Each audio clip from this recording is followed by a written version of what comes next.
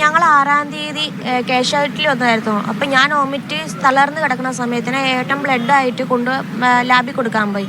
അപ്പം എനിക്ക് ബോധമില്ലാതെ കിടക്കുമല്ലേ, അപ്പം സഹായിക്കാൻ വേണ്ടി ഒരാൾ കൂടെ കൂടിയതായിരുന്നു. പക്ഷെ ആരാന്ന് എനിക്കറിയത്തില്ല. ആളാദ്യം എൻ്റെ മുതുക് തടയി തന്നു. ഞാൻ വെച്ച ഏട്ടനാന്ന് വിചാരിച്ചത്. കുറച്ച് കഴിഞ്ഞപ്പോൾ ആൾ കൈ ഇങ്ങനെ കൊണ്ടുവന്നു.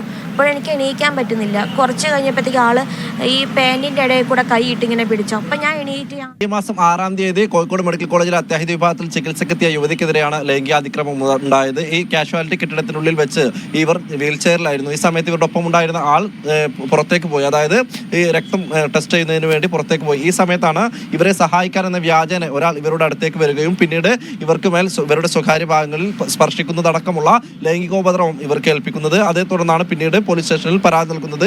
പിന്നീട് പോലീസ് ഇയാളെ അറസ്റ്റ് ചെയ്തിട്ടുണ്ട്. ഇയാളെ റിമാൻഡിലാണ് ഇപ്പോൾ ഉള്ളത്. ഏതായാലും ഇവർ ഉയർത്തുന്ന മറ്റൊരു ആരോപണം എന്ന് പറയുന്നത് ഈ ഡോക്ടർമാർ, അതായത് ഇവർക്ക് ഈ മാസം 11-ാം തീയതിയാണ് ഇവർക്ക് ഡിസ്ചാർജ് നേരത്തെ അറിയിച്ചിട്ടുണ്ടായിരുന്നത്. എന്നാൽ ഡിസ്ചാർജ് വൈകിപ്പിച്ചു എന്നുള്ളതാണ്. വൈകിപ്പിച്ചതിന് കാരണം ഈ കേസിൽ നിന്നും പിന്മാറുന്നുണ്ടോ അല്ലെങ്കിൽ കേസിൽ സ്ട്രോങ് ആയി ഉറച്ചു നിൽക്കുന്നുണ്ടോ എന്ന് ചോദിച്ചുകൊണ്ട് ഇവരെ ജൂനിയർ ഡോക്ടർമാർ സമീപിച്ചു. അങ്ങനെ ഒരു മാഡം ഇങ്ങനെ നിങ്ങൾ ഉറച്ചു നിൽക്കുന്നുണ്ടോ എന്ന് ചോദിക്കാൻ ഇവരെ ഏൽപ്പിച്ചു എന്ന രീതിയിലാണ് ഈ ഡോക്ടർമാർ ഇവരെ സമീപിച്ചത്. അതുകൊണ്ടാണ് ഈ രീതിയിൽ 11-ാം തീയതി ഡിസ്ചാർജ് ലഭിക്കേണ്ട ഇവർക്ക് ഇന്ന് വരെ, അതായത് 2 ദിവസം വൈകി ഡിസ്ചാർജ് ലഭിച്ചത് എന്നുള്ളതാണ് ഇവർ പറയുന്നത്. ആ ഒരു ആരോപണം കൂടി ഇവർ ഉയർത്തുന്നുണ്ട്. ഏതായാലും കേസിലെ പ്രതി ഈ വാഴക്കാട് സ്വദേശിയായിട്ടുള്ള രാമചന്ദ്രൻ ഇപ്പോൾ റിമാൻഡിലാണ്.